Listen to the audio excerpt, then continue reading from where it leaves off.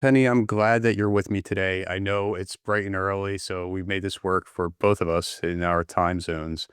So I appreciate that and you taking the time out.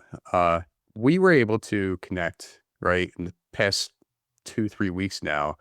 And I had a pleasure talking to you, and you decided to come on the podcast. I wanted to be a guest, and then you decided to become an author as well with the upcoming anthology that we have coming up with other guests. And so I'm excited for you to share a part of your journey with us, the listeners and the people watching this.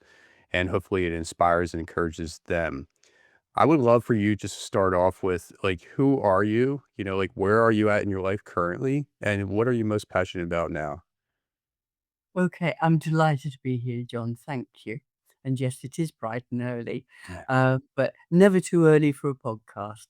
Hmm. So, where am I now? Um, I am still very active work-wise.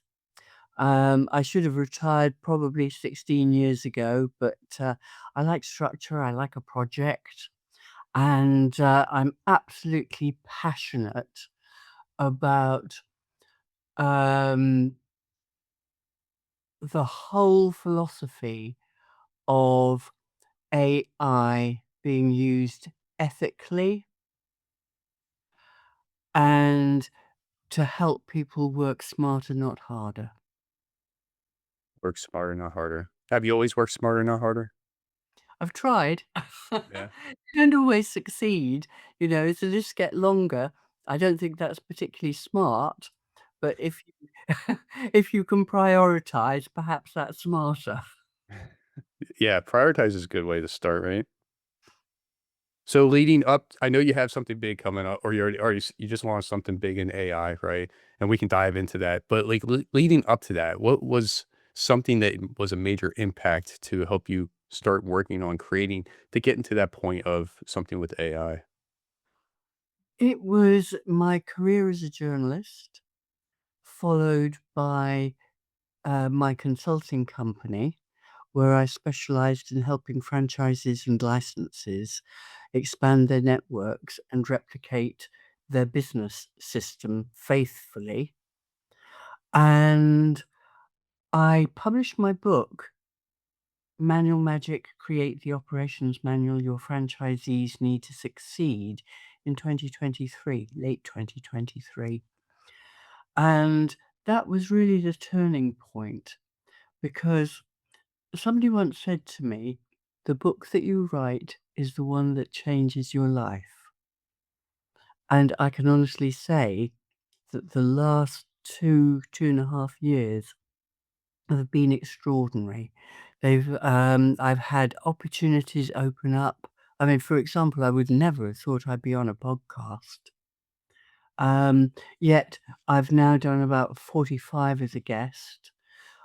I never thought that it would be something that I would really enjoy, and I absolutely love it because I think it turns the tables on a journalist. Because as a journalist, you ask the questions, and now it's the other way around. Yeah. So what are you, I mean, I guess we can go back to that with the podcast part. But so Emmanuel Magic, right? You were a journalist for how many years prior to that? Oh, something like 25. Actually never stop. Once a writer, you're always a writer, and you're always looking for stories, whether it's within your your current career or whether you're following something that's newsworthy. You always find something, and books are now very much a part of my life, and I love the whole publishing scenario. It follows magazine publishing. Book publishing follows magazine publishing very well. And so none of it's a mystery anymore. Whereas I took something like 3 years to really understand book publishing, what I needed to do, how I needed to do it. And I was fortunate enough to be part of the mastermind group just about the time of the pandemic. And once a month, we had an expert come to talk to us. It's a US mastermind group, and I learnt so much, and I was able to choose the hybrid publisher that I wanted. Actually, they chose me because you don't choose your publisher. They decide whether you're a good fit or not.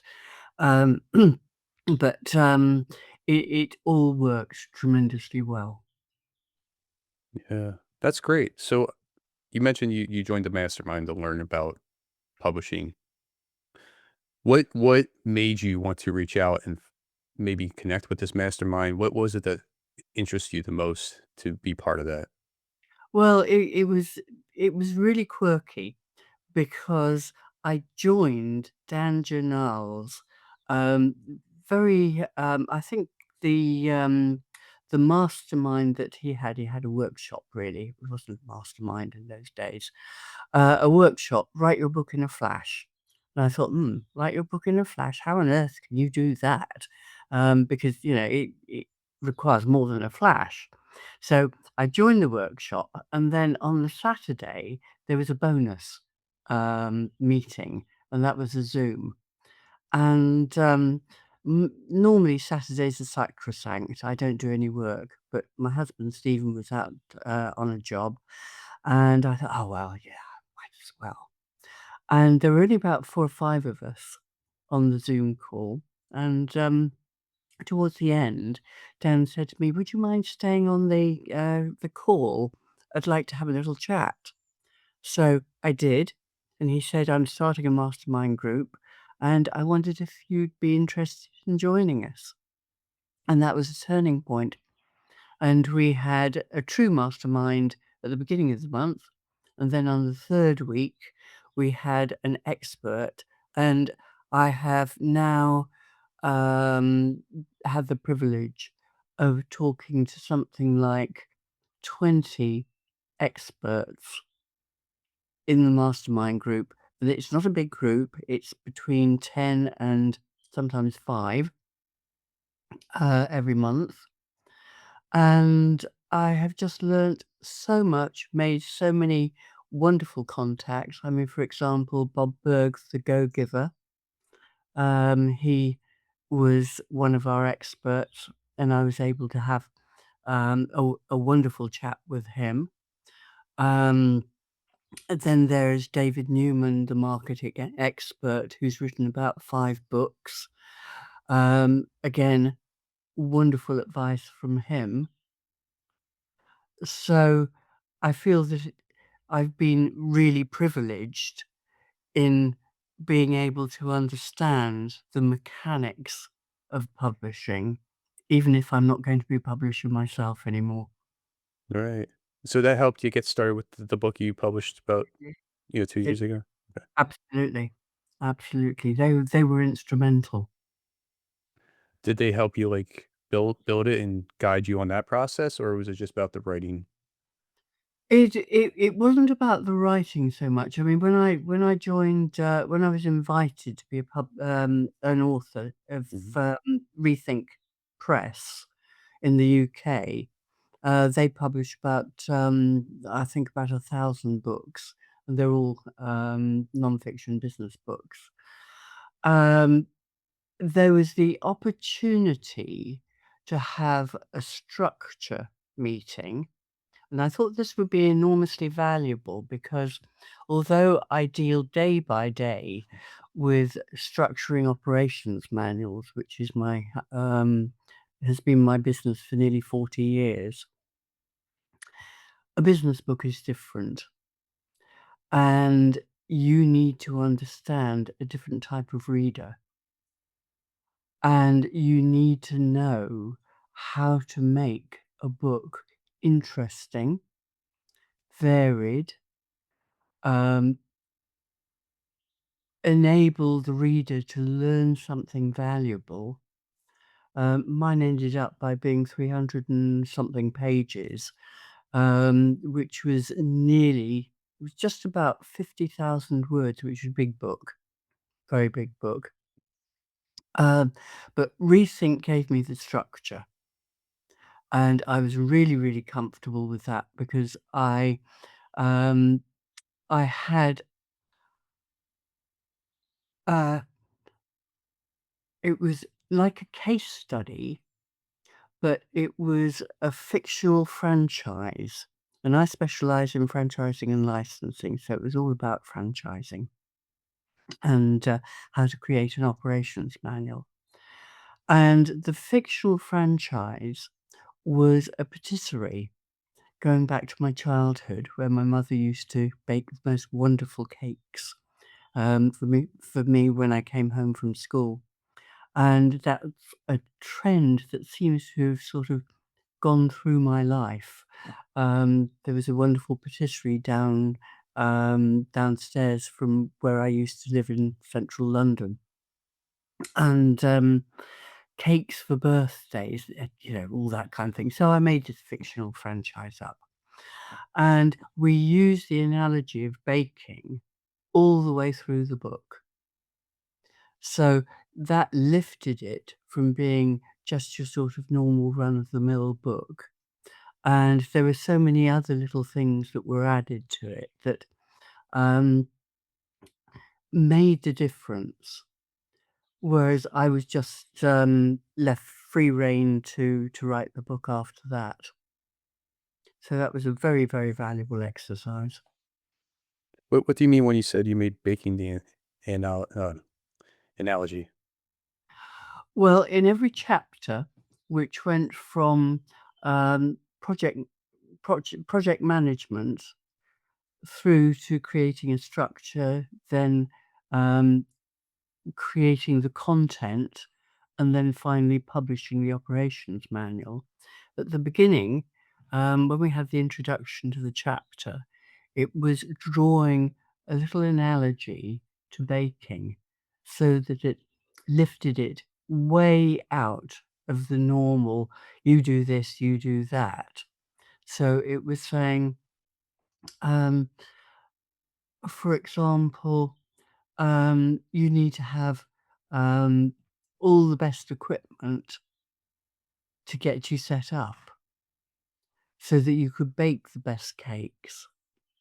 But it wasn't so overt, it was just a very gentle metaphor that was woven through all the chapters.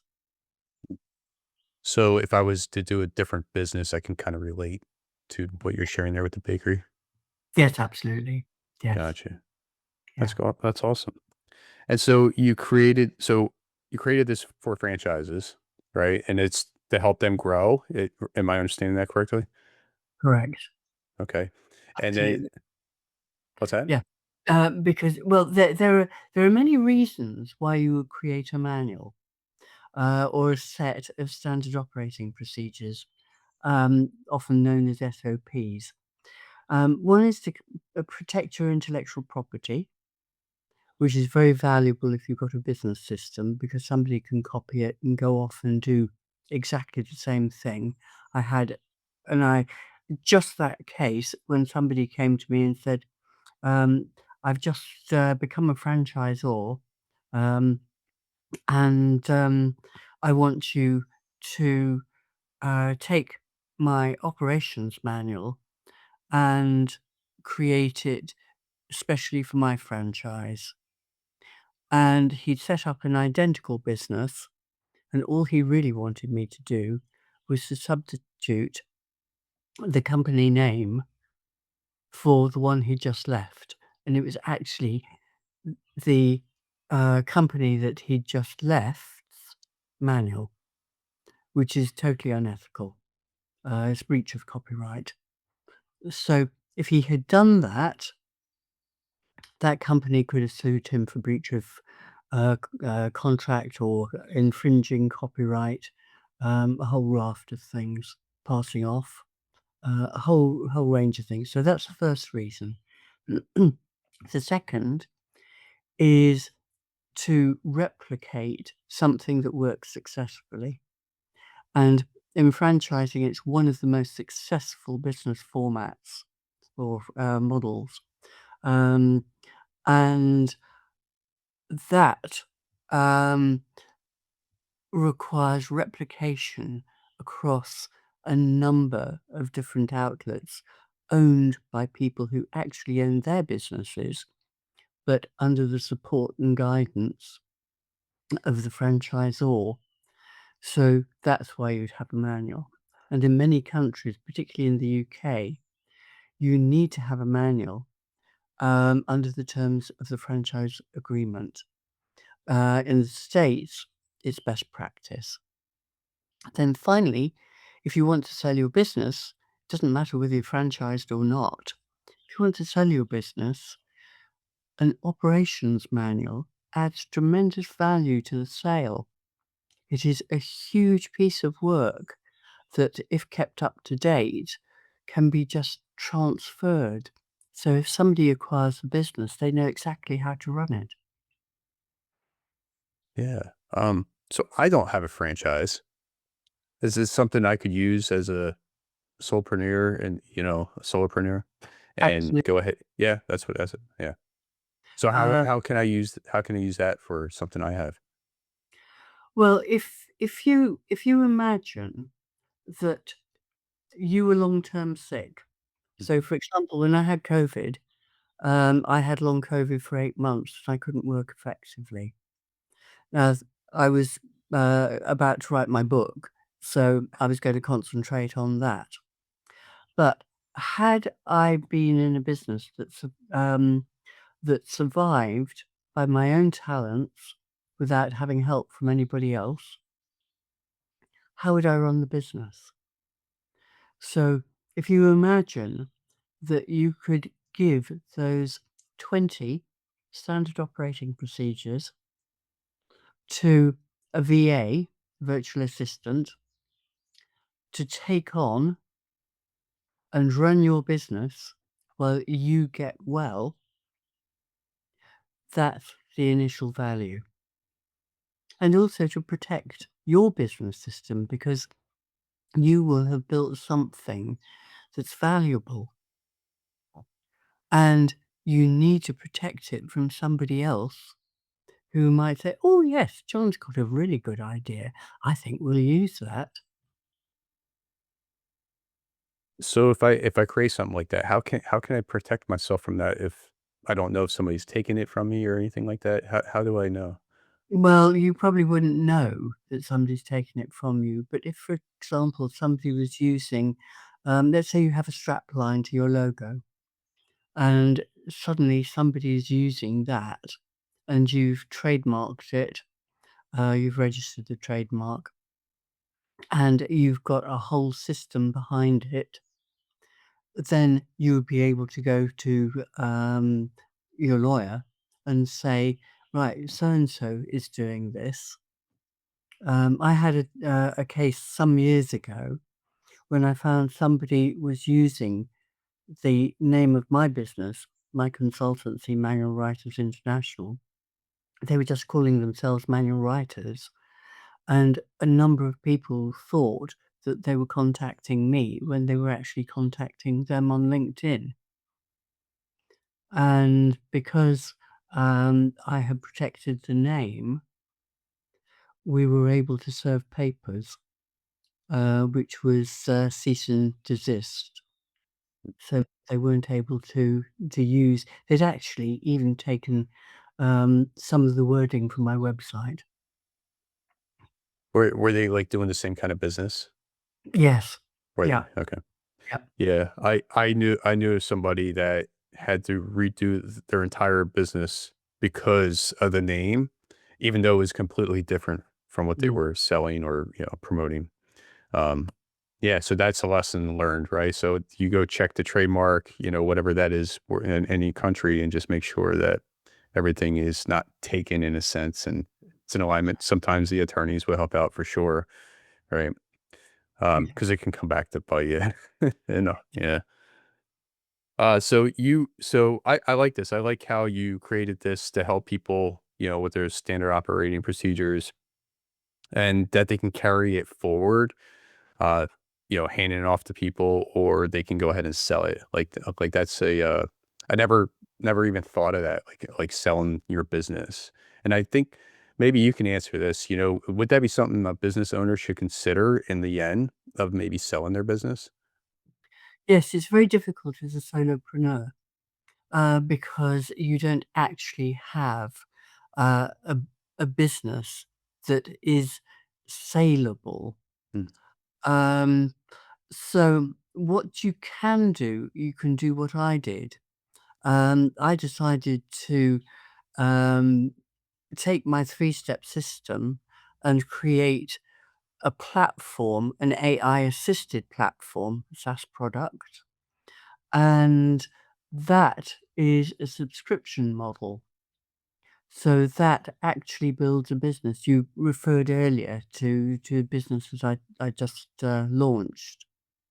I still have the consultancy, which backs it, but we have Manual Magic AI, which is the mechanism to create standard operating procedures and full detailed manuals faster, cheaper, and more effectively. And if you imagine that some of my clients, they would take upwards of a year to create their manuals. There's a big franchise called Costa Coffee. They have 4,000 outlets all around the world, and it's an iconic brand in the UK. I worked with them over a period of about 3 or 4 years to get all their manuals created in the days that they were hard copy binders. Those big binders that just prop the door open, good door stops, and they gather dust. And then we found a mechanism to put them on CD-ROM. I mean, it seems ridiculous today, when we have intranets and portals and all the rest of it. Um, but um, now you can take all those processes, upload your intellectual property onto the platform. So anything from brochures to blogs, anything that you might have, even website details, any written material, and we're soon going to be doing video as well. You can upload it to the platform. The platform will sort it into 6 well-defined categories and start creating those standard operating procedures ready for you to put the human touch. And this to me is the really important part, because when you're an expert in your field, you need to look at those standard operating procedures that the AI has produced, make sure that they're 100% accurate, and then amplify your expertise to distinguish your business system from that of any competitor. So, and I believe I asked you this, but not on this recording. Is a voice you're able to share? Like I can record my voice on there and make it transcribe it. Yeah, it'll do it in real time. Yeah, that's cool. So I would have loved that more for myself, right? And I'm sure there's a lot of other people out there. So I don't know. I write a bunch of notes. I leave a lot of stuff around, right? And so like I don't have that manual yet, right? To say, hey, here it is. I upload it.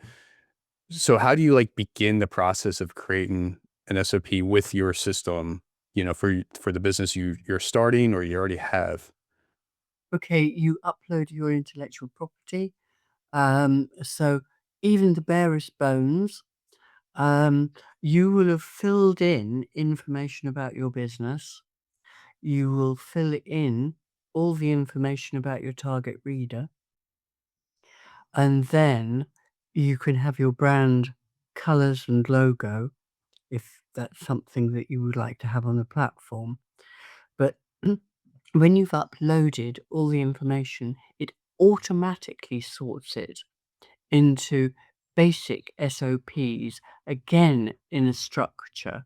So, for example, you've got an introduction, you've got minimum standards, you've got roles and responsibilities, and a means of measuring and improving the business, which is absolutely crucial because it's by continuous improvement that you grow the business. And you will see a project board with all the SOPs, and you take them one by one. And we have something called Ask Your Wizard, which is a very clever piece of tech. And you can ask it anything to do with your building your SOPs, and it will come back with the answer. It's an additional layer of intelligence over something like 37 years of my database. That's cool. That's awesome. So I can keep on adding stuff, right, to my SOPs, right? So if I created something, say if I have something on there, I created something today, say, hey, add this to SOP, it's going to take that and put it in where it thinks the proper place is. Yes, yes. Yeah. Um, you can just check whether it's under any of the 6 categories. Sometimes there's a question as to whether it could go in 2 different categories. So you choose the category, you can tag it. So, for example, if you're talking about finance, and cash flow, you probably want that in day-to-day operating, requirements. So you can literally just use a little drop-down list, that, shows you all the 6 categories. You choose the right one, and then there's a way to tag it with the word "finance." If, for example, that's what you want. You can put in whatever tag suits you. I have another question for you then. So can I have something, say, number 6 for the SOP, right? And I need it to like link to something else in another SOP for whatever reason. Mhm. Is that something that's available? Yes, you can hyperlink. Okay. Yes, you can easily use a hyperlink, and also you can upload your own assets. So, for example, if you've got photographs of a particular situation, that's usually very good when you're working with machinery. Also, we can create images for you, obviously AI images, and then we can also create infographics from the SOP. We can create checklists, frequently asked questions, and finally storyboards so that companies can get their teams to record step-by-step instructions and then put those on. So um, today we've got up to 5 generations under one workplace. So they've all got different learning styles and abilities. And Manual Magic AI is multimodal, which means that there's something to cater for every age group and learning style, which is really valuable. And again, by 2030, 30% of the global workforce will be under 30, and they don't want walls of text. They're the YouTube, Instagram, TikTok generation. And they just want to see little how-to videos created by their peers, not top down from corporate.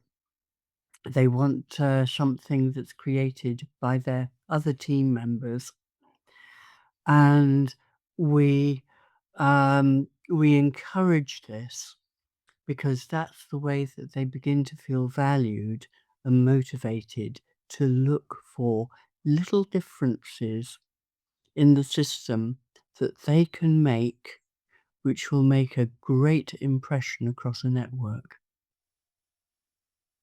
I like the how-to videos. So AI is not generating something like that. It's the person themselves, right? Mm. Um, so out of experience, I go watch on YouTube something, right? And I go ahead and perform it and see if it's right or wrong, right?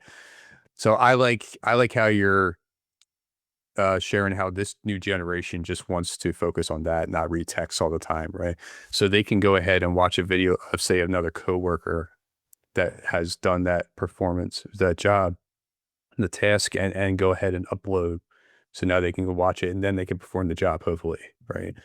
Um, I say this because for me, out of experience, I'm always following somebody else, what their steps are. And then when that person's gone, or maybe I'm gone, there's no, somebody else has to kind of like fill in the gap and they might not know everything either. So I think the video is pretty cool to go with. It would go with the text and the SOP as well. Absolutely. Yeah, Yes, yes. that's awesome. There is an additional step that we can do. Once the video is, produced, then we have a partnership. It's a loose partnership with, a platform called Manual.to, which is known as a TikTok for industry. And they will take the video and break it down into little snippets so that you can go step by step. And once it's created, captioned, you can turn it into a QR code, or you can turn our SOPs, checklists, and so on into QR codes as well. But with this, you turn it into a QR code, and if, let's say, you're a barista and you just learnt how to strip down and clean your coffee machine, you're not quite sure of these steps. So you capture the QR code, it takes you immediately to that video, and you can choose the language you want, and then you can either listen or read the captions, and you can follow literally step by step. It's not like a continuous video. So it breaks, and then you perform the function. You then tell it to go on to the next step. You perform that function. And those videos provide a single source of truth. If you imagine you've got a network of 4,000, or McDonald's with their huge networks, global networks, and they all follow the same visual procedure. So there isn't any variation. So the job gets done correctly. Your burgers arrive exactly as they should. The buns are toasted to the right complexion, and the ingredients are put together in the right way. Now, if you have a trainer within the franchise, you'll get varying degrees of quality because we're only human, but the video doesn't lie. That's true. I think I have a lot more questions, but I'm going to run out of time. Um, I do, I, I do, before you share how people can find this and reach out to you, I do want to go back a little bit to you wrote this book and it's only been 2, 3 years and you said it changed your life. Like, why would somebody today want to write a book in this vast world of everybody wanting to write a book? They don't write a book. Well, why should they do that? I think everybody's got a message. They may not know it before they write the book, and that's why publishers exist. It's to help them find that message.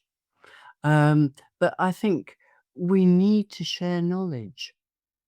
We have a thirst for knowledge. This is the knowledge sharing era where we can't get enough.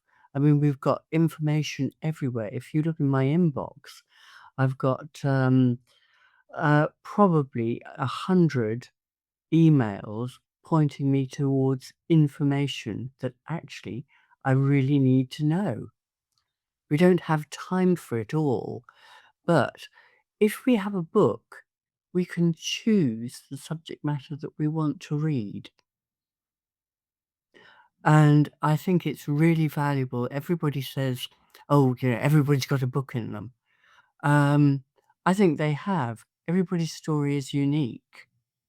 And even somebody who hasn't lived as an adventurous life as I have, um, which I've been very fortunate, but even somebody who hasn't had that kind of life will have something valuable to share.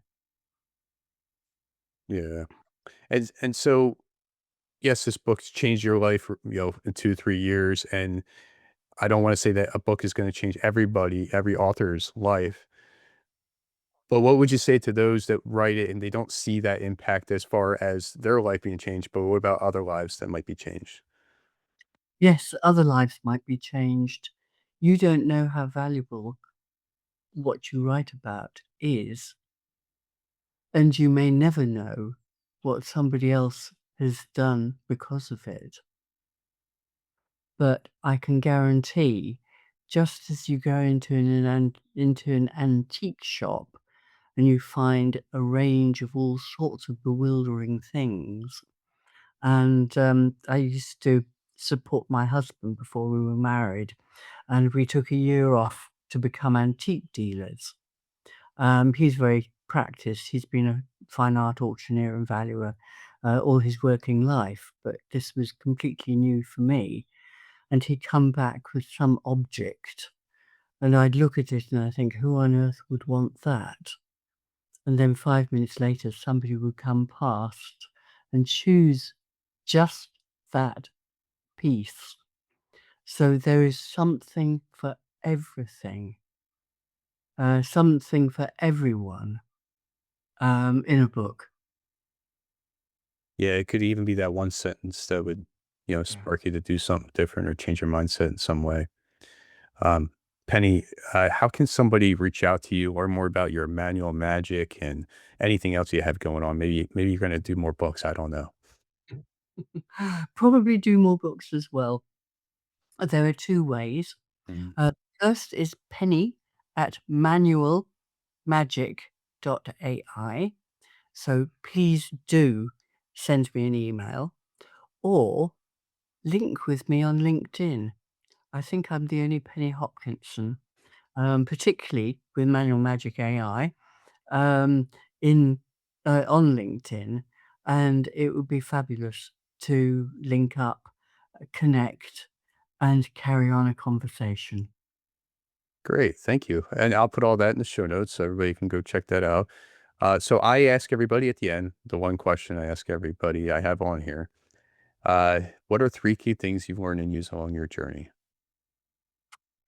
How valuable communication is, how much it is needed and misused.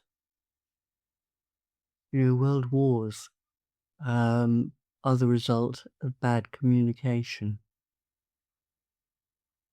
So I would say that I learnt to be a communicator all all my working life, and being on a podcast is part of communication after all. The second is push those boundaries, because it's only by pushing your personal boundaries that you learn more about yourself, what you're capable of. And human beings are amazingly capable of doing some amazing things. And then thirdly, in the US, you talk a lot about heart-centered business, which is something that is only just coming to the UK. But you can be heart-centered, and it's not all about money. It's not all about that bottom line. Give a little and people give a lot back. I like just touch on that one real quick here. So it's something that's here in the US more than the UK at the moment, but it's coming, right? So do you feel like it's a hard thing for people to go into how to be heart-centered and give a little and, get a lot back? I think it depends entirely on the stage you're at with your business, because a lot of people just take every bit of business that they can find because they want to build. But by the time you get to my age, what you do is you go for quality, not quantity. You listen to your heart. You listen to those signals and perhaps those contracts that you're a little bit, not quite so happy about, but you took them anyway, and they turned out not to be good for you or for the other side either. Um, you begin to listen to yourself a little more the older and the more you're in business. I mean, John, I'm sure along the way you have found some people that perhaps you would rather not have worked with, but you took the business because you felt that that was something that you needed to do at the time. And then afterwards, perhaps it wasn't such a good fit. But running a business is not just how you fit in with somebody else's business, but very much how do they fit into yours. Yeah. Thank you. I appreciate you expanding on that. Awesome. Well, Penny, thank you so much for coming on the podcast and sharing your journey. I'm excited to see what you write in the anthology coming out soon. And again, just sharing everything with everybody that we were able to touch on. So, and I know you have so much more.